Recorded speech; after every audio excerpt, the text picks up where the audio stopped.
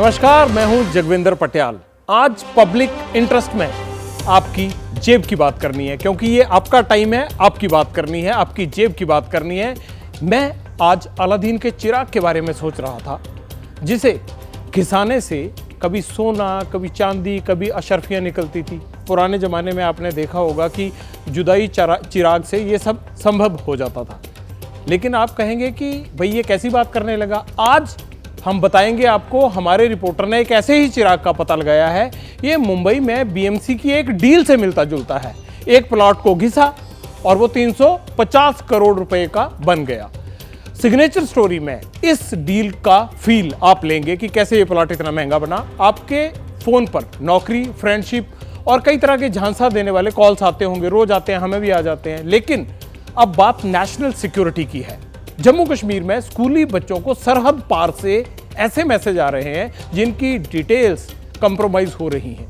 आज एक्सक्लूसिव में पाकिस्तान के इस ट्रैप से आपको सावधान करना है। सॉलिड इन्वेस्टिगेशन में पड़ताल बिहार से होगी, जहां एक नेताजी ने जनता तक पहुंचने के लिए 4 करोड़ का रथ बनवाया है। नेताजी घूमेंगे, वोट मांगेंगे, लेकिन जनता की जिंदगी का चक्का जाम। आज इसकी पूरी पड़ताल दिखाएंगे।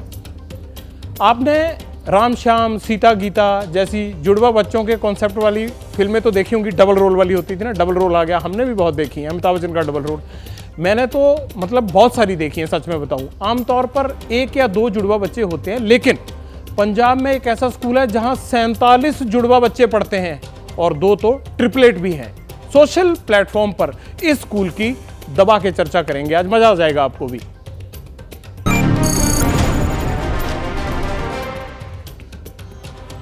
आज के एक्सक्लूसिव में बात उस साजिश की जिसने सीमा पार से उठाया है सर। नेशनल सिक्योरिटी से लेकर यह खतरा आपके, मेरे और देश के करोड़ों परिवारों तक पहुंच गया है। एक लाइन में समझा देता हूं आपको। रोज आपके फोन पर अनचाही कॉल्स तो आती होंगी। कोई नौकरी की ऑफर देता है, कोई प्लॉट कहता है, कोई कहता है दुकान ले लो, कोई मकान की सस्ती डील करने का वादा करता है, तो कोई फ्रेंडशिप का झांसा भी दे देता है।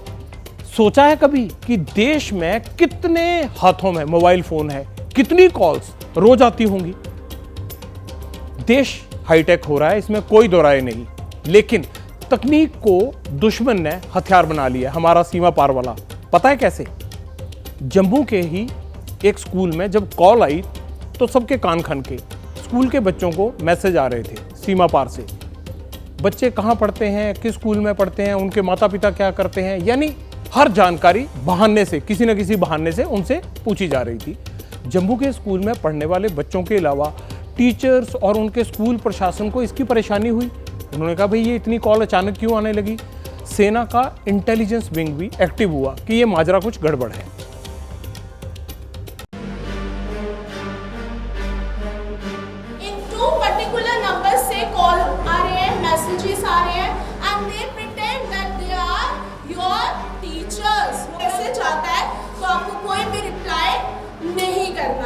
ताकि हमारा यूथ किसी भी गलत डायरेक्शन में ना जाए। मैडम ने मंच पर मोर्चा संभाला है।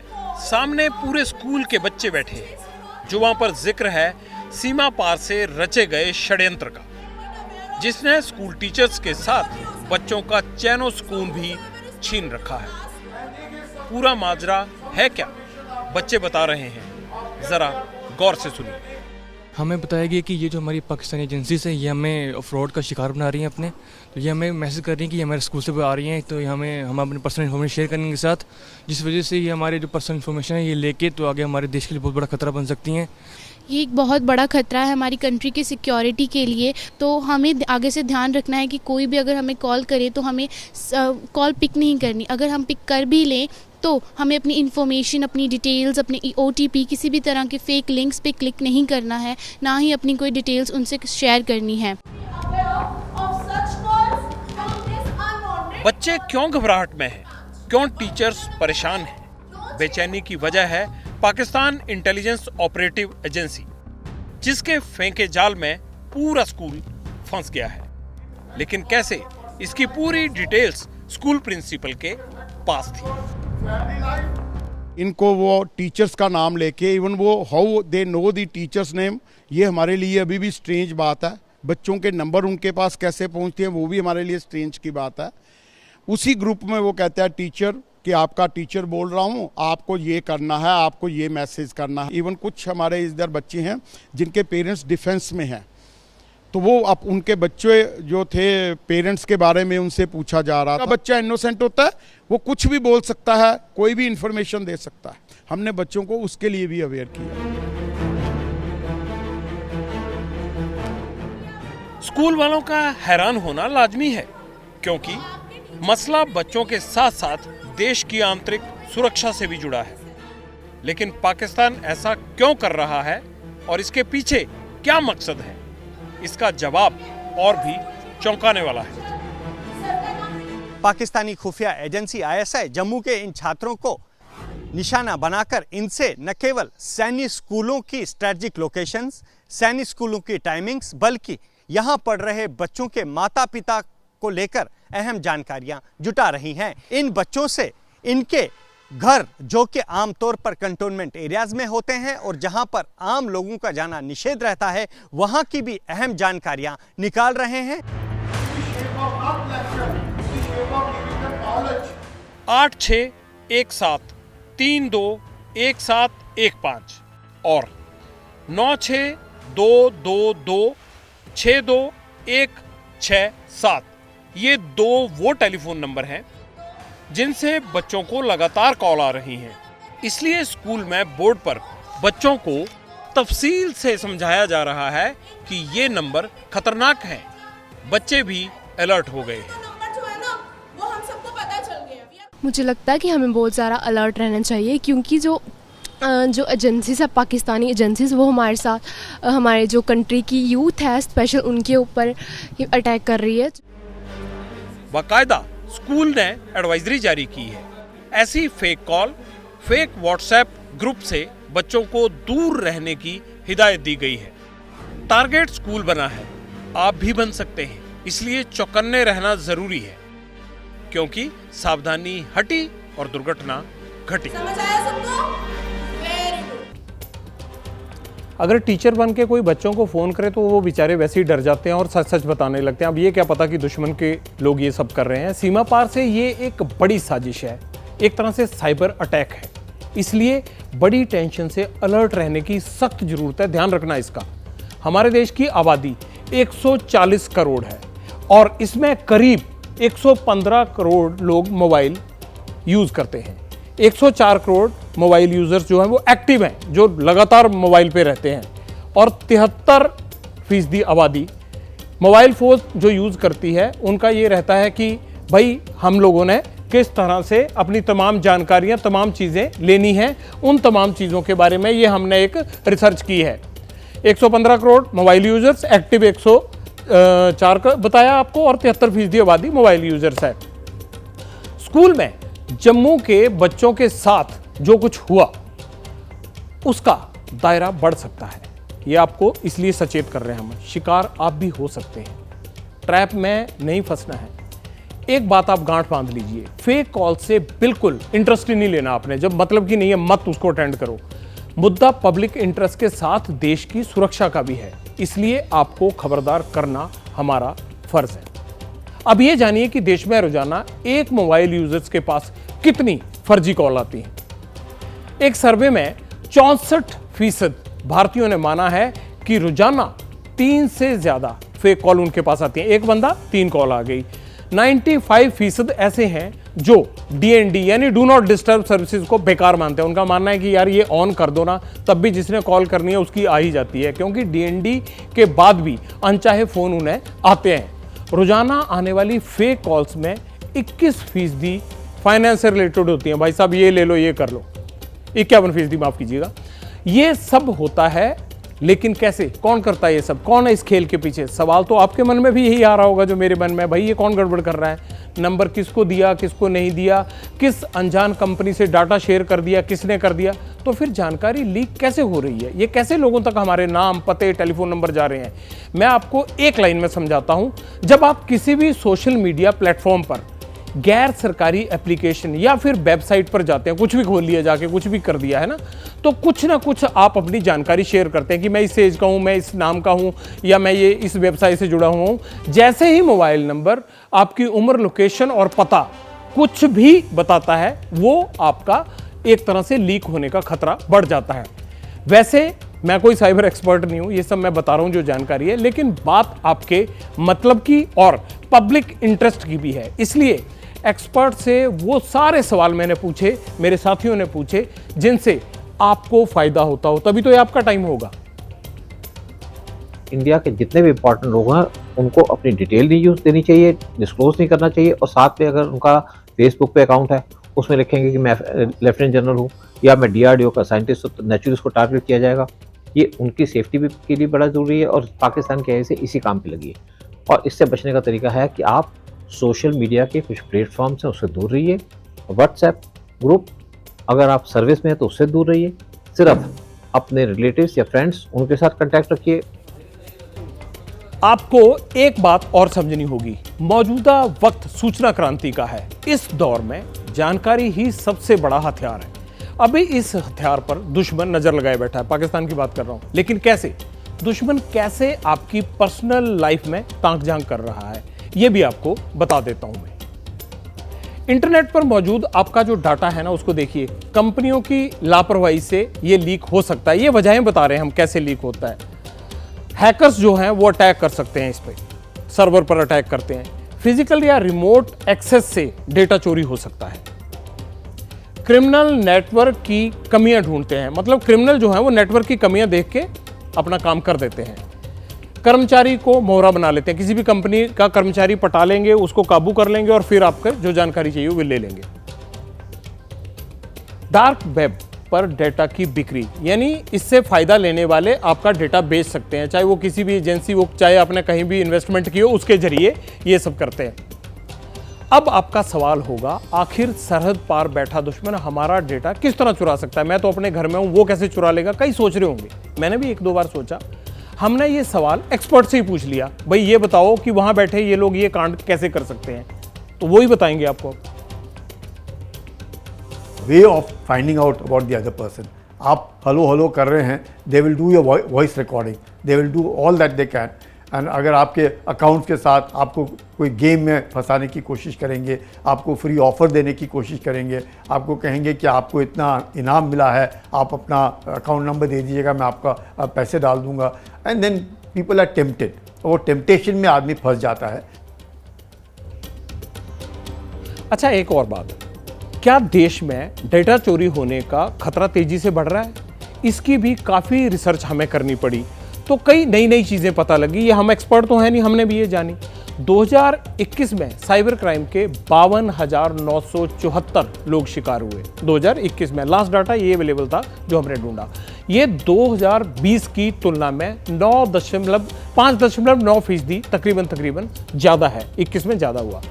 21 में ऑनलाइन ठगी के, मतलब जो ठगी मारते हैं ऑनलाइन, ये कर दो वो कर दो, पैसे लेके भाग जाते हैं, 32,230 मामले दर्ज हुए। जैसे साइबर क्राइम के कुल टोटल केस हैं, उन केसेस का जो है वो 60.8% ज़्यादा है ये। अब सवाल ये है कि साइबर खतरे से बचने के लिए क्या सावधानी रखी जाए? आप सोच रहे होंगे भी ज्ञान तो भैया मिल रहा है, सब कुछ हो भी रहा है, अब बचना कैसे है? तो मैंने यही बात एक्सपर्ट को पूछी कि भाई आप ये बताइए, ये सब तो हो रहा है, आखिर ऐसी वो कौन सी सावधानियां हैं जिनका ध्यान रख के हम इस सारे साइबर क्राइम से, या ये जो हमारे साथ हो रहा है, इससे बच सकते हैं? मोबाइल तो यूज करना ही है, तो आप भी सुनिए, आपके फायदे की बात है। हम लोग रियल वर्ल्ड में शॉपिंग करें या ऑनलाइन वर्ल्ड में शॉपिंग करें, तमाम साइट्स हमसे हमारा डेटा मांगती हैं, हमारा नंबर मांगती हैं। अभी उस दिन में एक चाय के स्टॉल पे गए मॉल के अंदर, एंड उन्होंने पहली चीज़ हमसे कहा अपना मोबाइल नंबर दीजिए।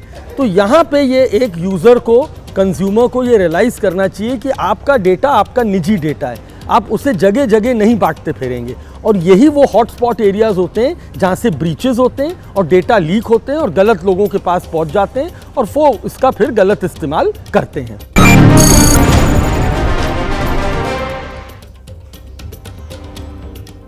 पते की बात बताऊं, ज़माने के साथ चलना ज़रूरी है। हम भी चलते हैं, आप भी चलते होंगे, क्योंकि दुनिया हाईटेक हो रही है। हर कोई सुविधा चाहता है, सहूलत चाहता है, हर काम आजकल ऑनलाइन हो रहा है। इसका फ़ायदा है, बैंक का कोई लेन देन हो, स्कूल में बच्चों की फ़ीस जमा करानी है, गाड़ी के घर के बिल भरने हैं, ऑनलाइन चले जाएं, वक्त भी बचता है और इंटरनेट के एक इस्तेमाल से सारे काम हो जाते हैं।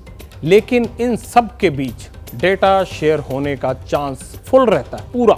इसको लेकर हमारे देश में नियम कायदे अभी उतने सख्त और फुल प्रूफ नहीं है। इसलिए हमें अनवांटेड कॉल से, मैसेजेस से और ऐप से सावधान रहना है। कहीं भी कुछ भी खोलने नहीं लग जाना है, गड़बड़ हो जाएगी, फिर मत बोलना कि समझाया नहीं था। हर मैसेज जो लिंक आते हैं, किसी का भी आ गया भाई साहब ये खोल लीजिए, खामखा नहीं खोलना। आपका फ़ोन किसी भी सुरक्षित हाथ में जो असुरक्षित है, मतलब किसी को भी दे दिया, ये लो भाई साहब ये करवा लेना, ज़रा लोड करवा लेना, ये ठीक करवा लेना, और शक हो जाए कि यार मेरे फ़ोन में कुछ एबनॉर्मल हरकत हो रही है, ठीक नहीं है, तुरंत साइबर क्राइम को रिपोर्ट करें। गवर्नमेंट इसका नंबर भी जारी करती है, लोकल जाएं, वरना साइबर ट्रैप में आप बड़ी मुश्किल में, बड़ी परेशानी में फंस जाएंगे, जो मैं किसी हाल में नहीं चाहता। समझ गए ना?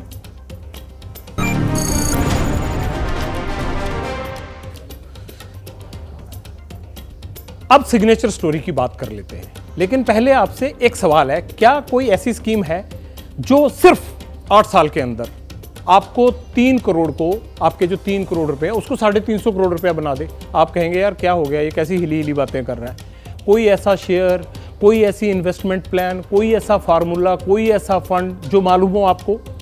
आप कहेंगे ऐसा मुमकिन नहीं है भाई साहब। लेकिन मैं आपको कहता हूं कि ऐसा मुमकिन है, ऐसा हुआ है, हिंदुस्तान में हुआ है, मुंबई में हुआ है, बीएमसी वाली एक डील में हुआ है। अगर यकीन नहीं आता ना आपको, पहले मतलब आपको लगता है कि नहीं ये बंदा ठीक नहीं बोल रहा है, लेकिन जब आप ये गणेश ठाकुर की और राजेश त्रिपाठी की रिपोर्ट देखेंगे ना बीएमसी की, आपको लगेगा, तभी आप तय कर लेंगे कि यार ये पूरी स्टोरी देखनी है, क्योंकि ये सरकारी पैसा है तो आपका पैसा है, और इस पैसे में ये गड़बड़ झाला हुआ कैसे, जरा एक ये देख लीजिए, फिर आपसे बाकी तफसील से बात करूंगा, पूरा मामला समझाऊंगा ये हुआ कहाँ है। न लॉटरी लगी, न जमीन के अंदर गड़ा कोई खजाना मिला। बीएमसी की बिल्डिंग में फाइल पर साइन हुए, बिल्डर ने जमीन बेची और सैकड़ों परिवारों के सपनों का सौदा हो गया। गरीब को घर देने का वादा महा घोटाला बन गया। मुंबई के दहिसर का कंडरपाड़ा इलाका एक बड़ा स्लम एरिया है। नीले गगन के तले नीली पन्नी लगाकर कई परिवार पक्की छत पाने की ख्वाहिश पालते रहे। घर तो नहीं मिला, हाँ, आशियाने के नाम पर सौदेबाजी खूब हुई। भ्रष्टाचार की पूरी कहानी समझने के लिए 12 साल पीछे चलना होगा। 2011 में अजमेरा बिल्डर ने मैस्क्रेहांस नाम के शख्स से दहिसर की जमीन का सौदा किया। मैस्क्रेहांस ने अपनी जमीन बिल्डर को 3 करोड़ रुपए में बेच दी। बिल्डर ने तब कहा था कि झुग्गी झोपड़ी में रहने वालों के लिए नई बिल्डिंग बनानी है। हम लोग के सामने कुछ भी नहीं हुआ, कोई कागज पत्र वगैरह कुछ भी नहीं, न बातचीत हुआ। हमारे पास बिल्डर आया नहीं था, हमारे दुकान वाले को कमेटी किया नहीं, मीटिंग किया नहीं, हमको बुलाया नहीं, तो हमारे साथ कुछ भी बात नहीं हुई। मेरा वाला बहुत पहले आया था, फिर उसके बाद कोई सर्वे करने के लिए कोई नहीं आया सर, कोई नहीं आया। और आएगा तो हमसे बात करेगा ना, हम कैसा ऐसा दे देगा, नहीं तो कोर्ट में जाएंगे। प्रोजेक्ट शुरू हो पाता इससे पहले एक और पार्टी जुड़ गई। बिल्डर की डील में बीएमसी यानी बृहन मुंबई महानगर पालिका ने दिलचस्पी दिखाई। दोनों की बात हुई। बीएमसी ने कहा कि इस जमीन पर सरकारी अस्पताल, बगीचा और स्कूल खोलना चाहते हैं, इसलिए 3 महीने बाद ही बीएमसी ने बिल्डर से 8 एकड़ जमीन खरीदने का सौदा किया। आप सुनकर दंग रह जाएंगे कि 3 महीने के अंदर 3 करोड़ वाली बिल्डर की जमीन बीएमसी 54 करोड़ रुपए में खरीदने को तैयार हो गई। मगर किसी वजह से ये डील लटक गई, यानी बिल्डर को 54 करोड़ रुपए नहीं मिले, जमीन बिल्डर के पास ही रही। ये पूरा यहाँ पर बहुत सारे जो है घर बनाए गए हैं, आगे तमाम दुकानें हैं, और पूरे यहाँ पर ये बहुत बड़ा जो है, करीब बताते हैं कि 8 एकड़ की ये जमीन है जहाँ पर ये घर बने हुए हैं। डील का क्लाइमैक्स अभी बाकी था। महाराष्ट्र में सरकार बदली, महागाड़ी की सरकार बनी। 28 नवंबर 2019 को उद्धव ठाकरे ने मुख्यमंत्री पद की शपथ ली और अगले ही दिन बीएमसी और बिल्डर की डील पर फाइनल मोहर लग गई। लेकिन जानते हैं कि इस बार ये डील कितने की हुई? सुनकर पैरों तले से जमीन खिसक जाएगी। 3 करोड़ की जमीन का सौदा 100 गुना महंगा हुआ। 8 साल बाद बीएमसी ने 349 करोड़ रुपए में जमीन खरीद ली। बीएमसी वो चिराग था जिसे अलादीन यानी बिल्डर ने घिसा और 9 साल में 346 करोड़ रुपए का शुद्ध मुनाफा कमा लिया। इसी घोटाले की जांच अब एसआईटी की टीम कर रही है। 3 करोड़ की जमीन 350 करोड़ में, देख लिया आपने। माया नगरी मुंबई देश की आर्थिक राजधानी भी है। कहने वाले कहते हैं यहाँ की हवा में भी पैसा है। वहाँ एक एक करके प्लॉट खूब महंगे हुए, आलीशान इमारतें हैं। लेकिन सीएजी की और एसआईटी के अधिकारी भी ये समझ नहीं पा रहे हैं। सीएजी चीफ अकाउंटेंट जनरल और एसआईटी स्पेशल इन्वेस्टिगेटिव टीम जो है, ये दोनों जांच कर रहे हैं। वो ये नहीं समझ पा रहे हैं कि भाई ये बिल्डर को एक प्लॉट का 100 गुना ज़्यादा कीमत कैसे मिल गई, वो भी सिर्फ 8 सालों में। हमें पता चला कि अजमेरा बिल्डर्स ने, उसका जो मालिक है अल्पेश अजमेरा, एसआईटी की टीम उसे 3 बार पूछताछ के लिए बुला चुकी है। जांच की आंच बीएमसी के कुछ बड़े अधिकारियों तक भी पड़ रही है। पैसे तो वहीं से गए हैं ना, क्योंकि प्लॉट के जो मूल मालिक थे, जो प्लॉट बना जिसको खरीदा गया, उसके मूल मालिक कौन थे? मैस क्रेन्स। ये वो व्यक्ति है जिसने ये प्लॉट 3 करोड़ में बेचा था। जांच उस तक भी जा रही है। इस पूरे गड़बड़ झाले पर हमने कहा भी मुंबई पुलिस की आर्थिक अपराध शाखा से बात करनी बनती है। हम डीसीपी के पास पहुंच गए, क्योंकि जांच वही कर रहे हैं। हमने पूछा कि जांच का स्टेटस क्या है भाई साहब, जवाब सुनिए। दहिसर लैंड स्कैम को लेकर जो 3 करोड़ की ज़मीन 350 करोड़ में गई, वो विषय अब विधानसभा में भी आने वाला है। उस बारे में आपसे जानना चाहेंगे कि उसमें किसकी जांच की गई है अब तक, और ये एस्केलेशन या वैल्यूएशन के बारे में क्या आप जांच करें आगे? अभी हम इसके एस्केलेशन, वैल्यूएशन और जो सीएजी के रिपोर्ट में पैराज आए हैं उसके बारे में जांच करेंगे। जब जांच कंप्लीट होगी तो आपको पता चलेगा कि उसमें क्या आ रहा है। लेकिन क्या अल्पेश अजमेरा की आपने जांच की है, उनका स्टेटमेंट लिया है, ऐसा सुनने में आया है? हाँ, हमने उनका स्टेटमेंट लिया है। लेकिन सर 3 करोड़ की जो ज़मीन थी वो 3 महीने में ही 54 करोड़ में डील फाइनलाइज की गई, और फिर 9 साल बाद 350 करोड़।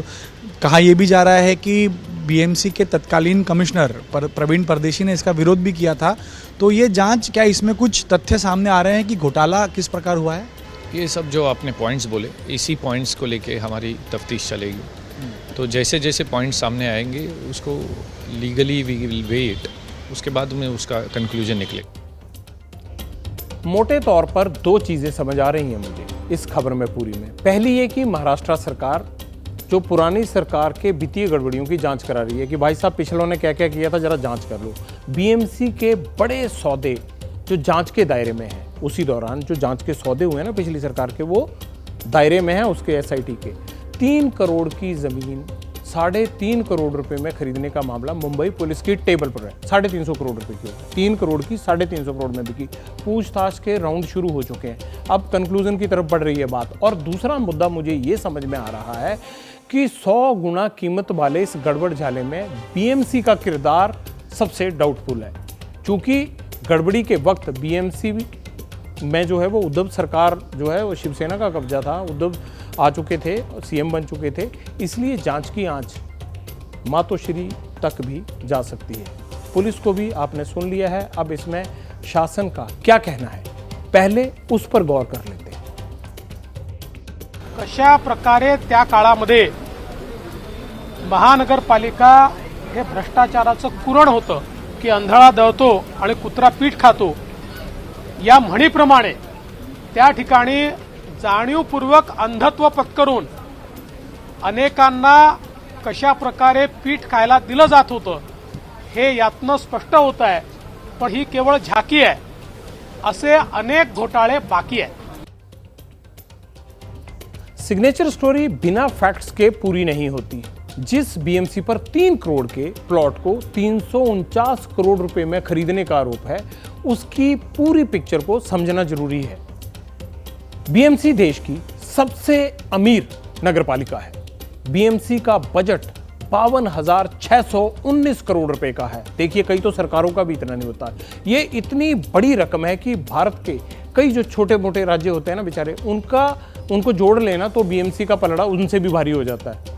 बीएमसी के पास 82,000 करोड़ रुपए की एफडी है। 82,000 तो सेफ पड़ा है, और ये मैं पिछले साल की बात कर रहा हूँ। अब तो ये और भी बढ़ गई होगी, क्योंकि इस साल का भी फालतू सरप्लस उसमें जुड़ गया होगा। हर साल बीएमसी को 1800 करोड़ रुपए ब्याज मिलता है। ब्याज ही आता है 1800 करोड़ रुपए का। तो बीएमसी के बजट का सबसे बड़ा सोर्स क्या है? टैक्स। हम और आप देते हैं वही टैक्स। इस टैक्स में 37% हिस्सा चुंगी से आता है। जब यानी कोई भी सामान अगर बाहर से आता जाता है, बीएमसी रूल्ड एरिया में पहुंचता है, भी ये बीएमसी का एरिया आ गया, लाइए चुंगी दीजिए, इसका अच्छा खासा टैक्स लिया जाता है। बीएमसी को अकेले प्रॉपर्टी टैक्स से ही 18% कमाई होती है। अपने बजट की 18% प्रॉपर्टी टैक्स से ही आ जाता है उनको। 8 साल में 3 करोड़ की प्रॉपर्टी 350 करोड़ में जाए। आपके पास है कोई ऐसा इन्वेस्टमेंट? मुझे नहीं लगता कोई आपके पास ऐसा इन्वेस्टमेंट है। लेकिन सरकारी सिस्टम का सपोर्ट हो तो फिर हो सकता है। मैं कहता हूं कि एक बार साबित हो जाए कि जिन अफसरों और नेताओं ने बिल्डर के साथ मिलकर ये खेल किया, तो इस पैसे की वसूली उनके पल्ले से करना बनता है। उनके पल्ले से भरपाई होनी चाहिए, जो इसके जिम्मेदार हैं, जिन्होंने भी ये किया गड़बड़। बीएमसी का जो पैसा खर्च होता है, या बीएमसी कहीं भी कोई प्रॉपर्टी खरीदती है, पैसा खर्च करती है, वो आता कहाँ से? हमारी आपकी जेब से आता है, टैक्स की शक्ल में आता है। अब बीएमसी ने ये पैसा ठीक से इस्तेमाल नहीं किया तो फिर भरे भाई। हमने बीएमसी का पक्ष जानने की भी कोशिश की, पक्ष दिया कोई नहीं है। कैमरे पे कहते हो कुछ नहीं बोलेंगे, पर जैसे ही आएगा हम आपको बताएंगे कि बीएमसी ने क्या बोला है। हमें इंतजार है इस बात का। बताइएगा बीएमसी के अधिकारियों, हम वो जनता को बताएंगे कि इसमें आपका कोई कसूर है या नहीं है।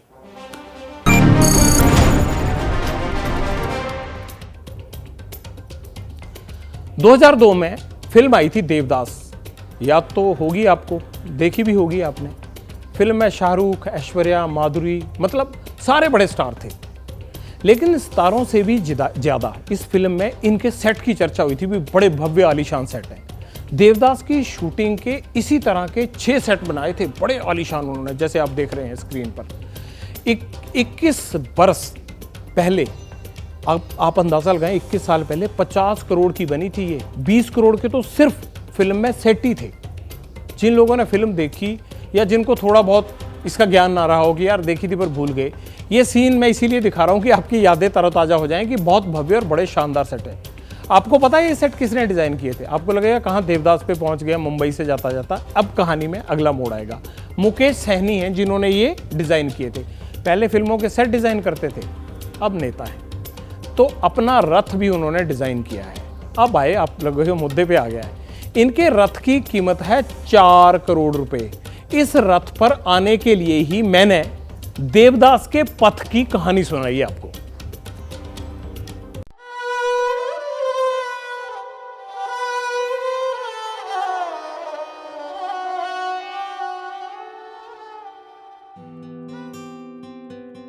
चमक ऐसी कि आंखें झपकना भूल जाएं, शानो शौकत ऐसी कि राजा महाराजा भी शर्मा जाएं। राज सिंहासन जैसी कुर्सी, राज दरबार जैसा फील।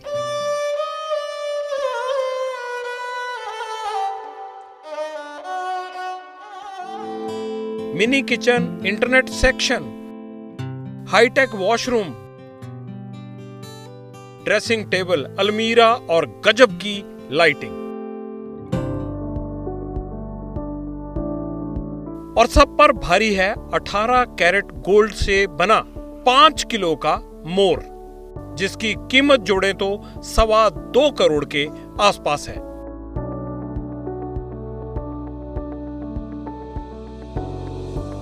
नक्काशी पर सोने का पानी, दीवारों पर मधुबनी पेंटिंग और मार्बल फ्लोरिंग। मतलब ये रथ नहीं, चलता फिरता महल है साहब, जिसके मालिक हैं विकासशील इंसान पार्टी यानी वीआईपी के अध्यक्ष मुकेश सहनी। इसे तैयार करने में मुंबई के एक्सपर्ट्स ने 2 महीने और मुकेश सहनी ने पूरे 4 करोड़ रुपए खर्च किए हैं।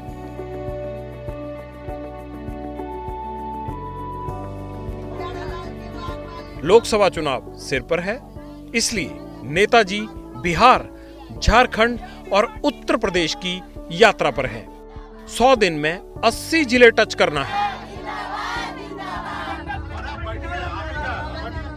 रास्ते में मिलने वाले वोटर्स को रथ के अंदर बुलाते हैं, सिंहासन पर बिठाते हैं और निषादों यानी मल्लाहों के डेवलपमेंट का नक्शा भी बताते हैं।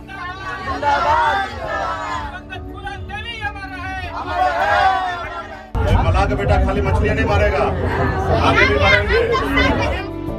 बात तो बड़ी अच्छी है, लेकिन अच्छा तभी होगा जब वादा चुनाव जीतने के बाद भी नेताजी को याद रहे।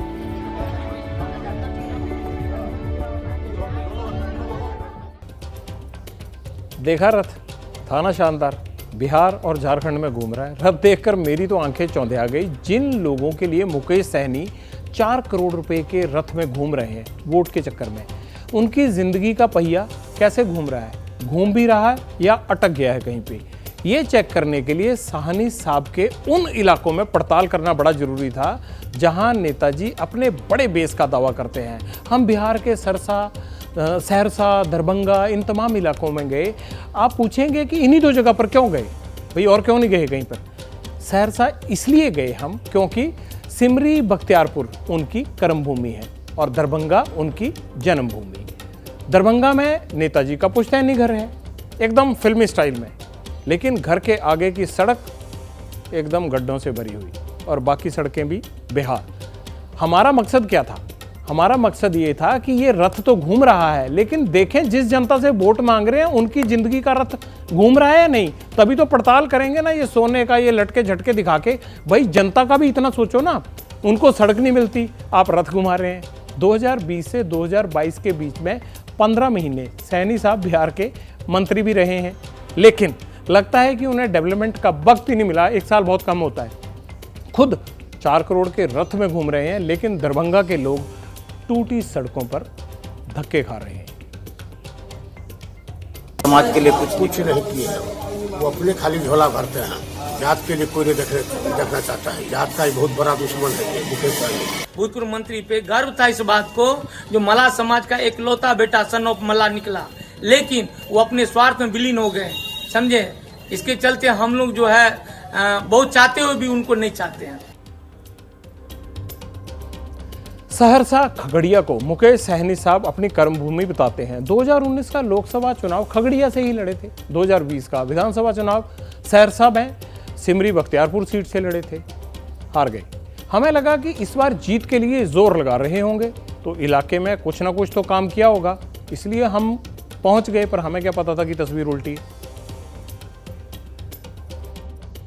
वादा तो इतना किया सर की जनता के लिए बहुत कुछ करेंगे, लेकिन जब से यहाँ से हार के गए, दोबारा कभी देखने के लिए, जैसे पंछी आता है उड़ के देख लेता है कि यहाँ दाना है कि नहीं, वो अपना निकल जाता है। जैसे निकला वो निकले हुए, अभी तक यहाँ ताके नहीं। विधानसभा चुनाव हुआ, उसके बाद सिमरी बख्तियारपुर क्षेत्र में एक बार भी उनका शायद आगमन भी नहीं हुआ। अभी अनुमंडल में लगभग 60% रोड जो है वो या तो टूटी हुई है या वो बहुत ही जर्जर स्थिति। मुकेश सहनी ने अपना डेवलपमेंट किया, इलाके को भूल गए। ये हम नहीं, दरभंगा और सहरसा के लोग कह रहे हैं। हमने नेताजी का करोड़ों का रथ और आलीशान घर भी दिखाया, अब उनकी दौलत पर नजर डाल लीजिए। 2019 के लोकसभा चुनाव में मुकेश सहनी ने 11 करोड़ 96 लाख रुपए की संपत्ति बताई थी, ये जो बताते हैं चुनाव आयोग को। 2020 के बिहार विधानसभा चुनाव के वक्त 12 करोड़ 11 लाख रुपए की संपत्ति उन्होंने चुनाव आयोग को बताई। अगर 21 में बिहार के विधानसभा परिषद के चुनाव के वक्त उन्होंने 12 करोड़ 31 लाख रुपए की संपत्ति बताई।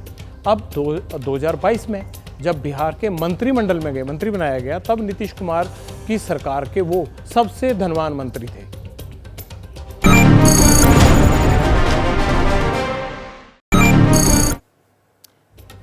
घूमिए साहनी साहब, खूब घूमिए। बहुत आलीशान रथ है आपका, मज़ा आ गया देख के। वाकई ऐसा रथ किसी ने नहीं देखा होगा, देखने वालों को भी मज़ा आ रहा होगा।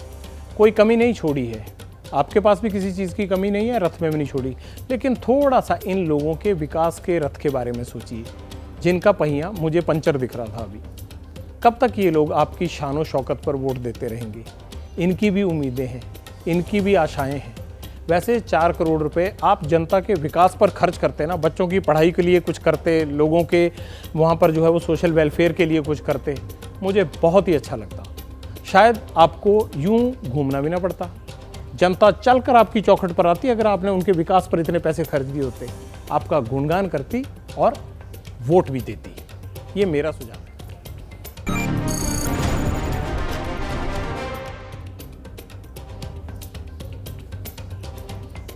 अब आपके पसंदीदा चीज़ का वक्त आ गया है। आपको इंतज़ार होगा कि टाइम होने वाला है 9:40, पब्लिक कमेंट्स का वक्त है। आपके कमेंट्स पढ़ने हैं, यकीन मानिए आपको साथ साथ मुझे भी इनका जो है ना बड़ा बेसब्री से इंतज़ार रहता है कि यार वो तो कर रहे होंगे, मैं भी कर रहा हूँ। देखते हैं आज क्या है।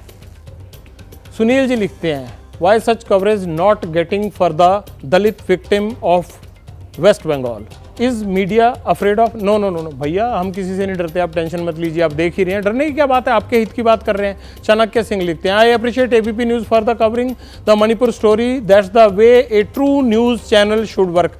थैंक यू चाणक्य जी, आगे भी कोशिश करते रहेंगे।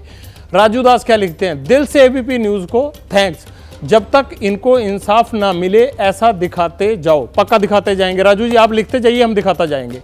बजरंग सैनी जी क्या लिखते हैं, सर आप इतनी गर्मी में डबल सूट कैसे पहन लेते हो? ओहो भाई साहब, बजरंग जी थैंक यू। ये वैसे जो है ना समर सूट है, और वैसे भी हमारे यहाँ क्योंकि बहुत सारी मशीन्स लगी होती हैं बजरंग जी, तो एसी बहुत तेजी से चल रहा होता है, पर इसमें गर्मी नहीं लगती है। आपको भी बताएंगे जब कभी आप मिलेंगे तो। आपसे बातें और करनी है, खबरें और हैं, मगर ब्रेक की ऑब्लिगेशन है, लेना पड़ेगा। आप इंतज़ार करिएगा, मगर उस पार बेहद शानदार स्टोरी आपका इंतज़ार कर रही है, और मुझे पता है आप मेरे द्वारा आने का इंतज़ार पक्का करोगे।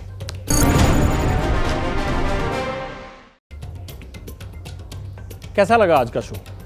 फीडबैक जरूर दीजिएगा। आपका फीडबैक हमारे लिए बहुत इंपॉर्टेंट है, और आपके फीडबैक को कल के शो में भी दिखाएंगे। अब आपसे विदा लेने का वक्त हो गया है, लेकिन उससे पहले एक सवाल पूछना था।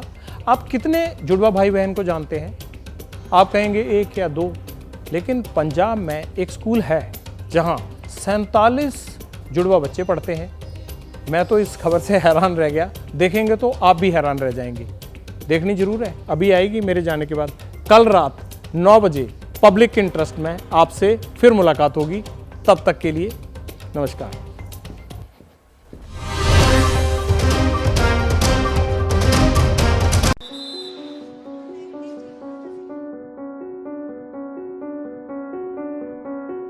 हरजाप अगर स्कूल नहीं आए तो जवाब गुरजाप को देना पड़ेगा। धृति के नंबर ज्यादा आए, लेकिन तालियां बजी कम नंबर पाने वाली द्विजा के लिए। रितिका अगर क्लास से बाहर जाती है तो गीतिका को बाहर जाने पर टीचर से डांट पड़ जाती है। ये तो सिर्फ 3 एग्जाम्पल हैं। जालंधर के इस पुलिस डीएवी पब्लिक स्कूल में 47 जुड़वा स्टूडेंट हैं। इसके अलावा यहाँ 2 ट्रिपलेट्स भी हैं, यानी एक साथ पैदा हुए 3 भाई बहन। स्कूल के 5500 बच्चों में कुल 100 बच्चे ऐसे हैं जो या तो जुड़वा हैं या ट्रिपलेट्स हैं। हमने स्कूल की प्रिंसिपल से पूछा कि आखिर इस स्कूल की जुड़वा मिस्ट्री है क्या। ये एक मेयर कोइंसिडेंस है, और मेरे लिए ये एक खुद के लिए एक अजूबा है कि ऐसे इतने सारे बच्चे जो हैं वो पेयर्स हमारे साथ स्कूल में पढ़ते हैं। हमारे स्कूल में 47 पेयर्स ऑफ ट्विंस हैं, जिसमें कि 10 पेयर जो हैं वो आइडेंटिकल ट्विंस हैं, बाकी फ्रेटर्नल ट्विंस हैं। घर वाले तो अपने बच्चों को पहचानते हैं, लेकिन टीचर के लिए जुड़वा स्टूडेंट्स को नाम से ही पहचानना टेढ़ी खीर है। 10th तक क्या होता था कि बीच में आके ना हम दोनों एक दूसरे से फ्रस्ट्रेट हो गए थे कि यार तू बस अलग हो जा मेरे को तेरे साथ नहीं रहना है। तो हमने सोचा कि चलो यार हम अपनी ना लाइफ थोड़ी डिफरेंट लेते। We exchanged our bags, I cards, our identity, we changed it. मैं रिद्धि बन गई, ये सिद्धि बन गई। बट हमारे क्लासमेट्स को तो पता लग जाता था, पर टीचर्स को नहीं पता लगता था। वैसे स्कूल मैनेजमेंट ने जुड़वा मिस्ट्री को डिकोड करने के लिए दिमाग तो लगाया। जुड़वा स्टूडेंट्स को अलग सेक्शन में रखा जाने लगा ताकि एक इंडिविजुअल्स के तौर पर डेवलपमेंट पूरी हो, लेकिन फिर भी डबल रोल की टेंशन से टीचर बच नहीं पाए। कभी कभार ऐसा होता है क्लास में, जैसे कि मैं अभी वॉशरूम जाकर आई हूँ, तो ये कहते हैं कि मैम मैं गो टू वॉशरूम, तो मैम कहते हैं कि तो अभी तो जाकर आई है, पर जाके मैं आई होती हूँ। जुड़वा बच्चों वाला ये स्कूल कई रिकॉर्ड्स में अपना नाम दर्ज करवा चुका है। पत्रकारिता कोई इमोशन नहीं है, ना अपना कोई ज्ञान देना है और ना कोई विचार थोपना है। पत्रकारिता क्या है? पत्रकारिता का मतलब है सही जानकारी इकट्ठा करना और तथ्य बताना। पत्रकारिता आज जितने महत्वपूर्ण दौर में है, शायद पहले नहीं थी। इस दौर से निकलने के लिए सिर्फ सच दिखाने की जरूरत है, वो सच जो आपके हित को आगे रखे। इसलिए अब रात 9 बजे प्राइम टाइम नहीं होगा, ये आपका टाइम है। जगविंदर पटियाल के साथ देखिए पब्लिक इंटरेस्ट 17 जुलाई से सोमवार से शुक्रवार रात 9 बजे सिर्फ एबीपी न्यूज पर। एबीपी न्यूज आपको रखे आगे।